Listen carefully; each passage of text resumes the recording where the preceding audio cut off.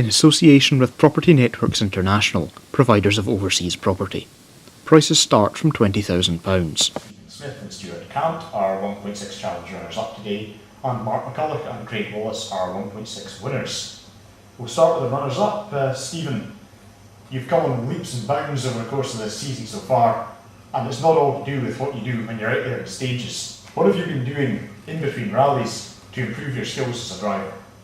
Well, we've been to a number of track days up at Knockhill and at Cairns Race Circuit, which has developed a tarmac setup, and we've also got a local farm that we use to practice with the gravel tyres and adjust setups and develop the car, bring it on, try and get as much speed out of it as we can. Well, the Speyside's a little bit different to a lot of the other rallies you do, in that it starts with a very short tarmac special stage around Cooper Park here in Elgin. With such a small stage like that where lap time is under a minute, how do you tackle it as a driver? Well, you've just got to try and get the focus before the stage so that you're ready for it. You've not got a lot of time to get into the swing of things, so you really got to be ready for it on the start line. At least Cooper Park, we've got 2 runs around it, so you can kind of get warmed up in the first one and then try and get a good lap in the second time round. Welcome back, Stuart. You started out your rallying career just over a season ago in the 205 Challenge. You've been doing quite a bit since then. How does it feel to be back in the seat of a 205? Very, very good. The first time I started in a rally in 205 with Mark, good experience. But we've come on since then, done rallies on Sunbeams and Subarus, but been waiting a long time to come back into the 205, and here I am, runner up. So it's been a long wait, but it's been well worth it. Mark, congratulations on the win today. The Scottish Rally last month saw the first real disappointment of your season when a drive shaft failed, but the car was absolutely flying today.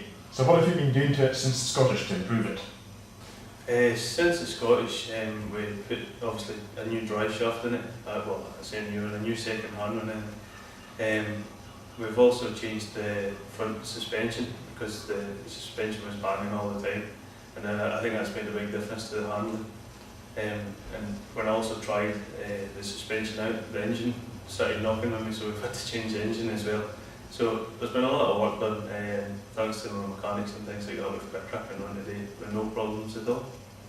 Now, I don't want to tempt fate, but for the last 3 years, the driver that's won the 1.6 205 class on the Speyside has gone on to win the challenge. So after your 3rd win of the season, how do you fancy your championship chances? To be honest, I feel like the pressure's off me a wee bit now.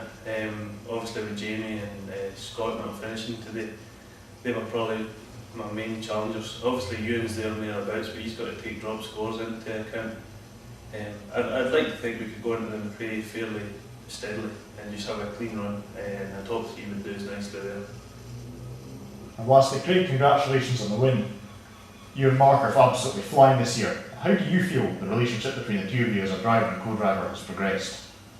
It's progressed well. When I first met up with Mark last year and went out and helped service for him and got to know him a wee bit, and since the snowman, obviously I've got to understand his driving style a bit more, got to learn how he wants the nose read compared to how other people I've sat with have wanted it, and really just it's more of an understanding and getting to know each other more better.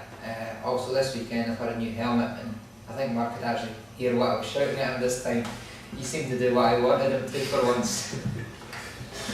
That's brilliant. Stephen Smith and Stuart Cant are 1.6 challenge runners up, and Mark McCulloch and Craig Wallace are Brick and Steel 205 Ecosse Challenge 1.6 winners. Congratulations all of you, and we'll see everybody at the Colin McRae Forest stages at the end of September. In association with Property Networks International, providers of overseas property. Prices start from £20,000.